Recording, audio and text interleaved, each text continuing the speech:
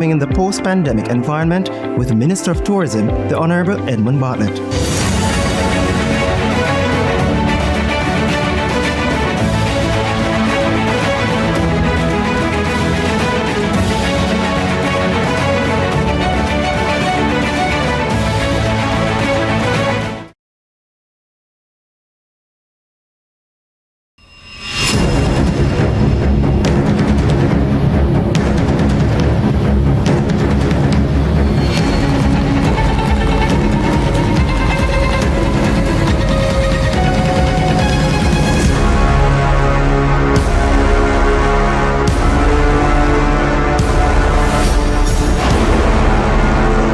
I'm Giovanni Dennis, and this is CVM News.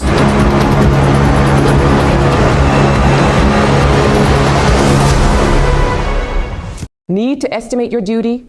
Perform a track and trace? Search for a declaration? Then download the Jamaica Customs mobile app today. The time by the Jamaica Customs Agency is 12 p.m.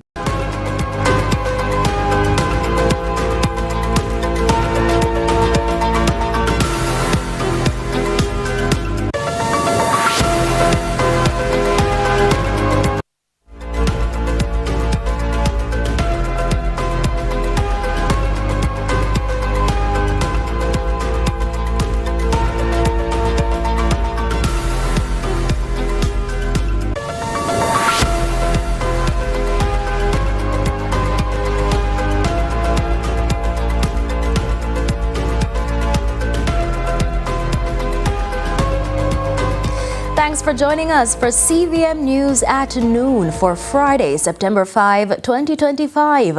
I'm Amoy Harriet.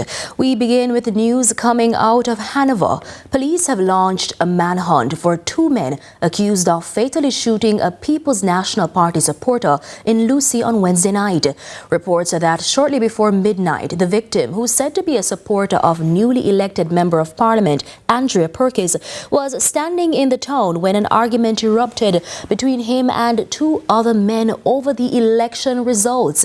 The exchange escalated with abusive words traded before the men brandished handguns and opened fire, hitting the PNP supporter. The attackers then fled the scene on a motorcycle. Of course, we'll bring you more details in news at 7. On election day, one member of the disabled community turned out to cast his ballot, but not without challenges. Herbert Daly, who has only one leg and has been voting since he first became eligible, said the process at his polling station was slowed because some electors arrived without identification. More than half an hour. Half an hour, man. But, you know, me just come and me say, all right, make me stay. Me now go back and come back. I want to cast my ex. I'm happy. It's a must that me have to cast my ex. And how long have you been voting? From the time when you come in for me can vote. My grandparents, they always can make up here. Meanwhile, the Electoral Commission of Jamaica is responding to backlash over a number of issues reported at polling stations on Wednesday. Speaking on CVM's lead story, Director of Elections Glasspool Brown also commented on the electronic voter identification system. We are now in the process of reviewing what took place yesterday, and we will do an in-depth and detailed review.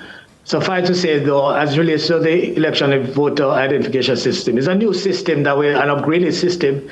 We did the necessary checks, we did the necessary simulation exercise prior to election. It worked. These gadgets were used in 7 constituencies. It worked perfectly well in 3. The other 4, we had some issues, and we are reviewing those issues. Meanwhile, the CARICOM Election Observation Mission press conference held on Thursday provided independent insights into the conduct of the just concluded national elections. More in this report. When asked of the reported challenges associated with the electronic voter identification system EVIS, used to identify and verify voters by using their fingerprints, Chief of Mission Fern Narcisse praised Jamaica's election process as perhaps the most advanced and robust in the Caribbean. I don't know if the Jamaican populace is aware, but Jamaica is leading the region in a number of reforms, particularly in relation to registration of political parties and campaign financing. the introduction of the EVIS machine as well. We were aware of that, and so we were keen to look at that and see how that would have operated on poll day. And of course, the election center, something else that is quite attractive to a number of other Caribbean countries in terms of how that operates. So there are a number of features in your process that quite highly commendable, and they work very well, and certainly we were all very excited to see those types of organizations and how they operated. CARICOM first began deploying election observation missions in the 1990s as part of its commitment to promoting democracy, good governance and the rule of law across the region, providing reassurance to citizens and instilling public confidence in electoral outcomes. The mission observed that the electronic voter identification system, also known as EVIS machines, generally performed effectively throughout polling stations where deployed. While in some stations there were technical issues, the EOJ's contingency planning appeared to ensure continuity in operations, enabling voters to exercise their franchise without impediment. The mission's full report will be prepared and submitted to the Secretary-General of CARICOM, Dr. Carla Barnett, and will include the findings of the mission and its recommendations and suggestions for continued strengthening of the electoral process in Jamaica. The mission's general assessment of the day's activities is that the voters were able to cast their ballots without intimidation or harassment, and that the results of the general elections of 3rd September 2025 reflected the will of the people of Jamaica and reinforced their commitment to the democratic process. Joel Crossgill, CVM News. Change is happening in the Portland Eastern constituency as the People's National Party's Isaac Buchanan defeated the JLP's Anne-Marie Vaz. Kevin Black was in the constituency as it unfolded. I am here in the streets of Port Antonio in the Portland Eastern constituency, where throngs of PNP supporters are out and about in celebration of the perceived victory of the PNP's political candidate for the constituency, Isaac Buchanan. We caught up with him to see how he felt about this perceived victory, and this is what he had to say. Way before Vibes Cartel, there were persons who I would have freed from an unjust justice system.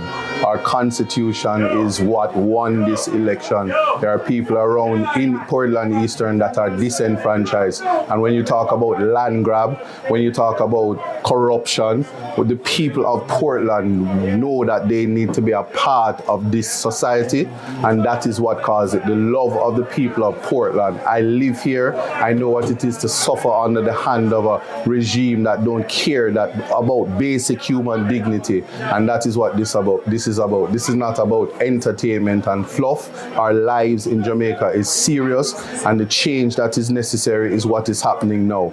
Buchanan is confident in his administration's ability to serve the people properly of Portland Eastern. Kevin Black reporting for CVM News. Kevin will provide us with an extended version of that report in News at 7. Over in central Clarendon, the Jamaica Labour Party has once again secured victory as a new Member of Parliament-elect takes the helm following the retirement of long-serving stalwart Mike Henry. The newcomer promises swift action to address pressing constituency issues. Akeem Howard was in the constituency and filed this report. Clarendon, a vital constituency in Jamaica's political heartland, is entering a new chapter. After more than 4 decades under Jamaica Labour Party stalwart Mike Henry, the constituency now welcomes a first-time MP whose experience spans local government. Now stepping into his role, former Mayor of Kingston and Member of Parliament-elect Delroy Williams is pledging fast action on a host of concerns. There are some many issues here to be dealt with. The issue of reliable access to water is something that I've been looking at, something I've already spoken to the Most Honourable Prime Minister Andrew Holness about. And so those are projects that we will look at. There's the issue of land ownership. that there are properties, large expanse of properties around, and I could call names, that the land ownership is not settled. We need to settle those land ownership. Land ownership is important as we grow the parish, as we grow the economy of a country. While voters celebrate the promise of renewal, other challenges remain. But newly minted MP Williams says on his priority list is a major facelift for the constituency's main town. Another issue that we have to look at is the issue of the Maypen town and the redesign of the Maypen town. And I personally have gone through the town several times, and you can see that the town is not able to handle the demand that is placed on it. The infrastructure there is not able to address or deal with the demand that is put on it. And so I believe that redesigning the town is important to grow in the parish. As Central Clarendon turns the page, this new MP carries the weight of a constituency defined by 4 decades of unbroken JLP representation, from 10 consecutive victories to a legacy etched in Jamaicans' parliamentary history. Central Clarendon has been a fortress of green. Now, with a first-time MP at the helm, constituents are watching to see whether the foundations laid by the past will fuel a future of renewal and transformation. Williams' win came after his run with PNP candidate Carla Watt, finishing with over 6,000 votes. Reporting from Central Clarendon, I am Akeem Aret for CVM News. With the conclusion of the 2025 general election, the nation's parliament is set to undergo notable change, reflecting the will of the electorate. Adjustments in party strength and representation are expected to reshape Gordon House, with some observers suggesting the new configuration could enrich debate and broaden national discourse. Andre Jebinson reports on the key shifts emerging from the polls. Gordon House will look different when it resumes after the September 3 general election. The chamber will now reflect a political landscape that has been redrawn by the electorate. The most glaring change is the balance of power. When members of parliament last sat, the Jamaica Labour Party, GLP, commanded a comfortable 49 seats, while the People's National Party, PNP, languished with just 14. Now, the GLP will still sit on the Speaker's right, but with 15 fewer seats. The opposition benches, once sparse, are now crowded with new energy after the PNP rebounded. Another shift is the presence of women. 19 will sit in the new parliament, 11 on the government side and 8 in opposition. Among them are Juliet Cuthbert Flynn, Favour Williams, Olivia Grange, Dr. Angela Brown-Burke and Crystal Lee, alongside a wave of newcomers like Nikisha Burchell, Andrew Perkis and Heather Miller-Bennett. Fresh energy will also arrive in the form of 15 first-time MPs. 3 of them will wear GLP colours, while the opposition benches will welcome no fewer than 11 rookies. The newcomers include familiar names from civic life and politics: Delano Seavright, Audrey Marks, Steve McGregor, Omar Newell, Dr. Kenneth Russell, and Dr. Alfred Dawes, among others.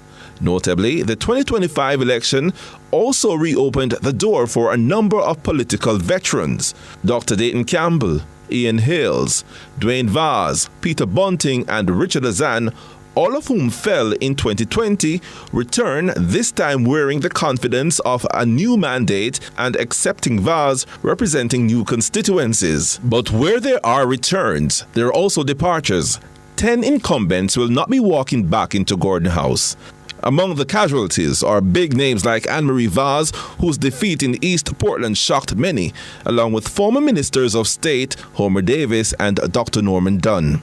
Others such as Donovan Williams, Michelle Charles, Dwight Sibley and George Wright also lost their seats. The reshaping of Parliament is further underscored by a transition between chambers. Audrey Marks, Delano Seavright, Delroy Williams, Damon Crawford, and Peter Bunting have all crossed from the Senate to the House of Representatives, trading the appointed upper chamber for the bruising Vote 1 legitimacy of the lower house. Andre Jebinson, CVM News.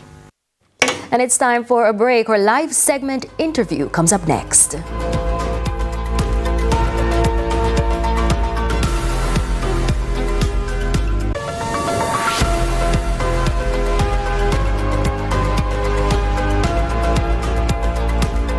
Hello Jamaica, my name is Daniel Hewitt. The last time you saw me, I was graduating Distinction College. I now reside in the city of Brooklyn, New York, where I work at a prominent nursing home. I've always wanted to become a nurse, but being a single mother and living on my own made my dream of becoming a nurse seem far-fetched. Checking out different schools and different programs, I chose Distinction College because of their affordable tuition, flexible schedule, and their hassle-free registration process. Distinction College offers different programs in nursing, such as pediatric nursing, geriatric nursing, practical nursing, and even phlebotomy. Because of the training I got at Distinction College and the international certification, I am now licensed by the New York State Department of Health to work as a CNA in the state of New York. And it all started at Distinction College. I took that step. You can do it too. Choose Distinction College.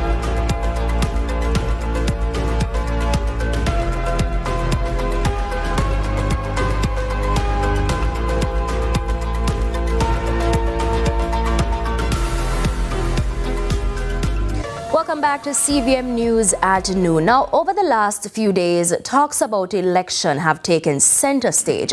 But now that elections are over, attention is now being directed at the island schools that are expected to fully reopen in a few days on Monday. Now, questions are being raised about whether classrooms are fully ready, whether teachers feel supported, and how schools will address several issues that came up last school year. Now, joining us for this discussion is President of the Jamaica Teachers Association, Mark Malavo. Mr. Malavo, welcome. Hi, good afternoon, and good afternoon to your listeners. So, with the government now returning to power after the election, what assurances do you want from them as schools reopen on Monday? Well, there are a couple of things that have been plaguing the education system. Three matters in particular. One has to do with the inequitable funding of schools. That is a matter that this government, this administration, has to treat with as a matter of urgency. There's also the issue of continued shortage of teachers in our system. The government continues to bury their head in the sand as relates to teacher migration and a shortage of quality teachers in the system. And the other item for us that is of critical importance has to do with salaries and conditions of service. So on the note of the salaries, where does JT and all teachers stand? You know, the ongoing wage negotiation. I know you said recently that the initial industrial action or disruption that the JTA had threatened initially, you guys are holding off on that. Where do you stand now, a few days before schools fully reopen? Well, we don't expect that there will be any disruption of school. On September 8th. The negotiations are ongoing. We have gotten a formal response from the government, and we are going through our internal processes before we submit a formal response to the government. So you mentioned teacher migration, and you said it continues to be a concern. How ready are schools to manage this challenge when doors are, or classes reopen on Monday? How will we navigate that problem? That continues to be a challenge. Mind you, the Ministry of Education has reported that there has been a decline in the number of teachers who are resigning. The ministry has no real way, however, of tracking teacher migration. There's no mechanism in the system, built into the system to track teacher migration. From where is it? Many schools continue to have experience a shortage of teachers in critical areas, particularly the STEM areas. That continues to be a major problem for us. And it's going to continue. It's going to be like that for a while until we treat with the attendance issues that are impacting persons being attracted to the profession. So when you say that this is going to be a problem for a while, do you think that when schools reopen on Monday, we're going to see any situation where a classroom is without a teacher? There will be shortages in the system, no doubt. It has always been an issue within our system at the start of the new school year. Particularly for schools that tend to be located in rural areas. Those areas continue to have a challenge in recruiting and attracting teachers into the classroom spaces. So those are things that I know are out there. As to the magnitude of the problem and the impact, that's another matter. It is something that we are in the process of assessing. So what more can the government do immediately to ensure that schools are safe, secure, and conducive to learning? Well, there's no, as I said earlier, one of the things that the government needs to treat with is the issue of inequitable funding. Many of our schools are plagued with by the fact that they don't have the resources to do the things that are needed in those spaces.